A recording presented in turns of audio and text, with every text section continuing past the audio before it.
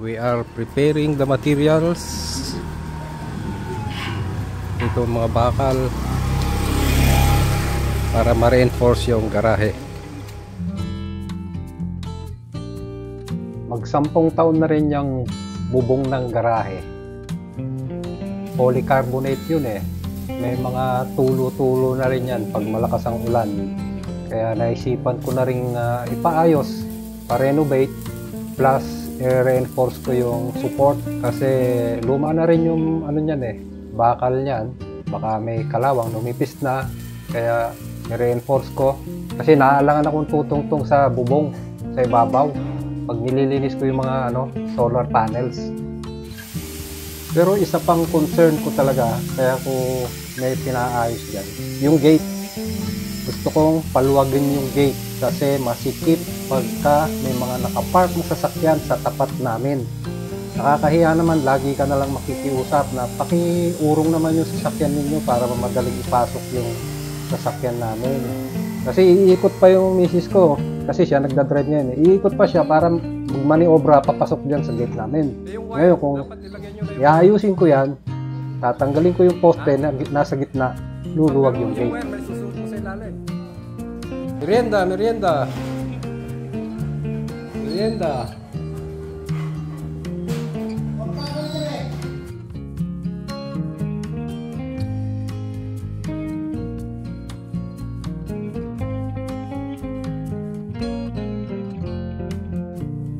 Ang lagi namin tinatawag para gumawa sa bahay si Eric yan.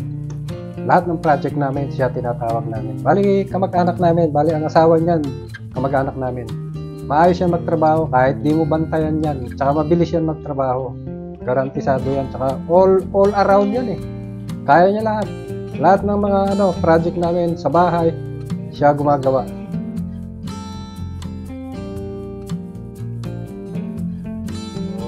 Ito ang aming assistant, si Mr. Adam. Bigyan mo kay Eric. Kay Eric, bigyan mo.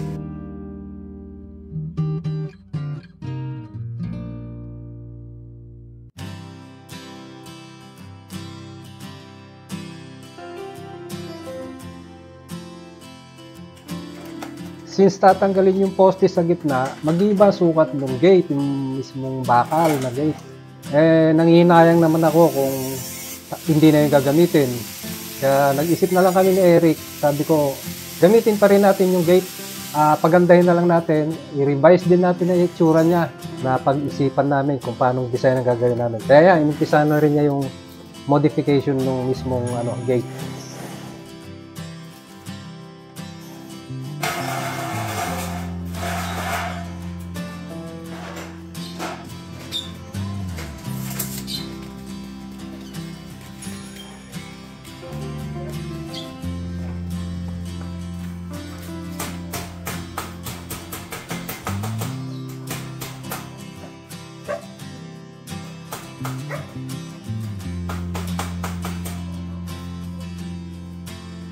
Medyo natagalan pang pagdesisyon dyan sa ilalagay na bubong. Kung lalagay ko uli polycarbonate or long span na lang. Pero napag-isipan ko long span para matagal na masira yun. Lalagyan ko na lang ng parang fiberglass na isang piraso sa bandang gilid para hindi pa rin dumilim yung garahe. Pero naabala pa rin kami kasi ang tagal bago nag-deliver nung ino-orderan namin, mga 2 days pa yata. Kaya habang inaantay yon, sinimulan na rin tibagin yung poste, sinisinsil na yun sa may pinaka-base. Kaya yun, habang nag-aantay ng yero.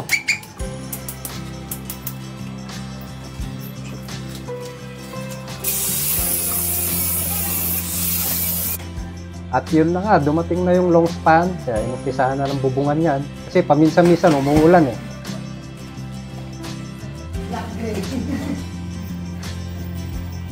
Merienda muna.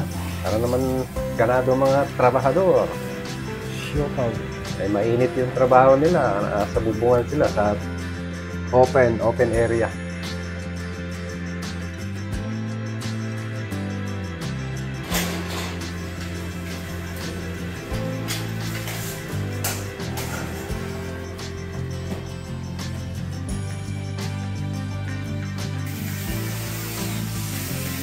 Yan, umpisahan ng ayusin yung gate.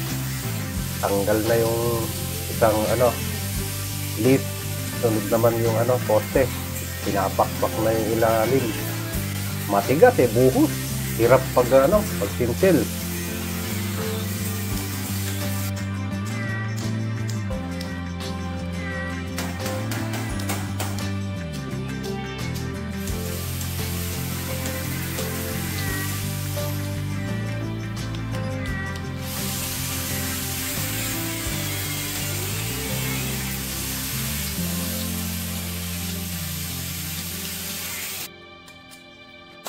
Yan naman, tanggalin yung part na kinakalawang, papalitan na lang ng tubular para mukhang bago ulit at hindi pa agad-agad kalawangin.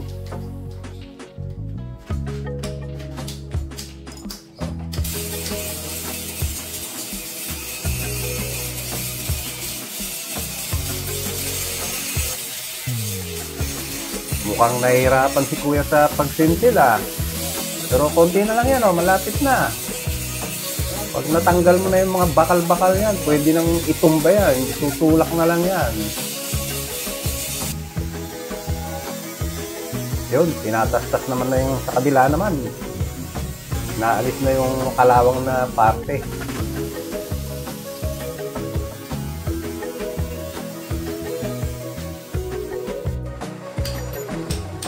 Yo, ayun! Tanggal na yung poste, hindi na naipakita.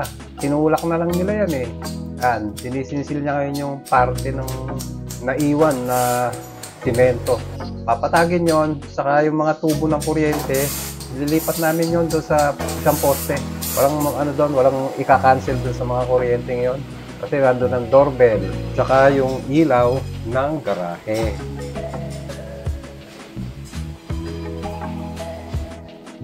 Yung poste naman, sakto may nangangalakal na dumaan. Kinausap ako, sabi niya, "Bossing, baka pwedeng ako na lang titibag niyang poste mo." Problema namin, paano i-dispose yung mga bato-bato na yan Kaya napag-usapan namin, siya na rin ang mag-dispose niyang mga dinurog niya. Kota na nga siya sa pangangalakal niya kasi 500 nung dinurog niya yan. Tapos nung i-dispose niya, nang hingi uli ng 500. Kaya 1,000 siya sa akin.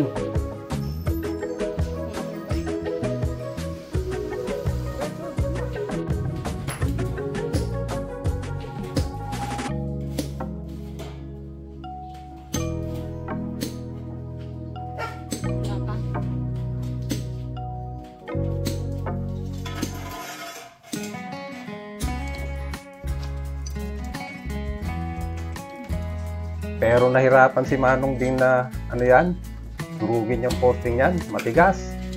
Napagod din talaga siya.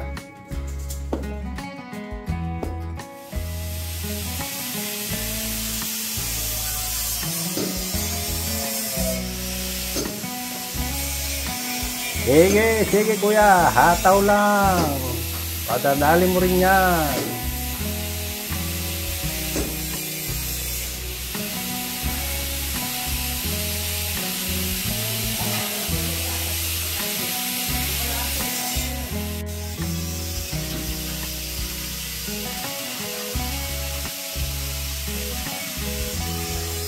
Hirap talaga matigas.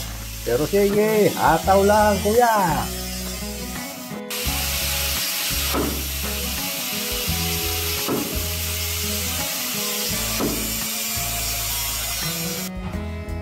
Yun, kumpleto na yung bubong. Kahit umulan na, libre na, hindi na tayo matutuluan. Tsaka matibay na yan. Hindi lang 10 years ang itatagal niyan. Okay na rin yung gate. Pintura na lang ang gagawin para lalong gumanda. Yun ang next na gagawin. Saka yung mga tira-tirang open space pa dyan sa garage sa bandang dulo, patatakpan ko na rin yon.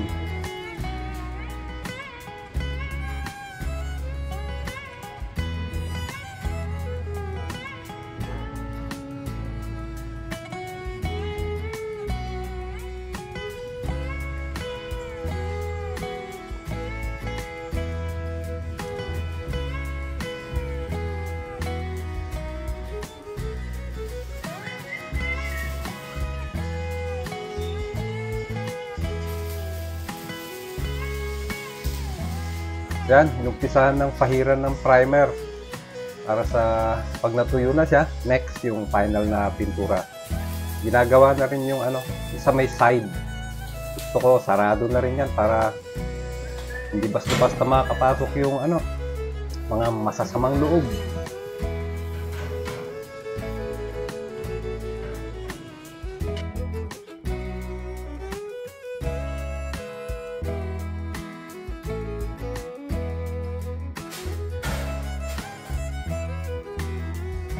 Ayan na, final paint. Yan ang kulay niya ulit. Medyo lighter naman ang kulay.